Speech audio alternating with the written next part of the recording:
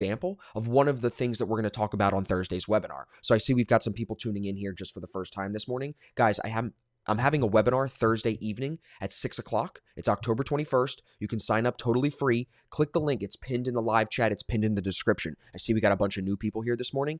Make sure you guys sign up for the webinar because we're going to be talking about how to not get sucked into trades like this before they break out. And I think that's a big issue that a lot of us, I'm not an exception to it. It's something that we've all had to either work through and overcome, or maybe you're kind of stuck in it right now. And maybe this trade would have chopped you around already today. So again, sign up for the webinar. We're going to cover things like how to avoid forcing trades when you're looking at for example, like this, when you're looking at a tight pennant formation. So definitely consider signing up, guys. It's totally free. Beyond GCAD this morning, looking at GBP CHF, you can see very sideways. We had a little breakout here off the 21 EMA. It lasted for 45 minutes, and then it completely faded and fell against that, now breaking under the 50, back to the 200. So nothing super hot there at all. If we look over at GBP AUD, this was the closest thing to an A1 entry today. Now, market sentiment is great. Market sentiment is perfect. But the first thing you have to notice is that the EMAs are not great. The 200 EMA, the white line down here, and the 50 EMA are both below the 800 EMA. So that could be better, for sure. If you were looking to buy it, you'd want the 50 and the 200 on top of the 800 to have that full uptrend. So that's the first knock. You'll see that there.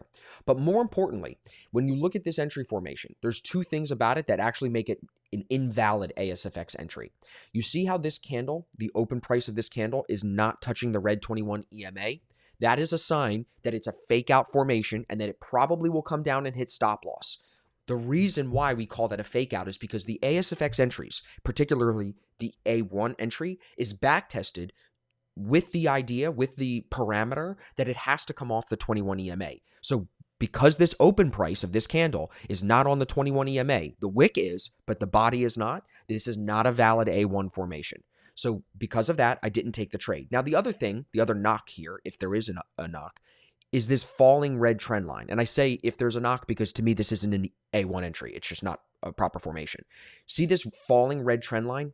At the time of the entry, the RSI value was through, but look at how the trend line has been falling ever since about 6:45 this morning.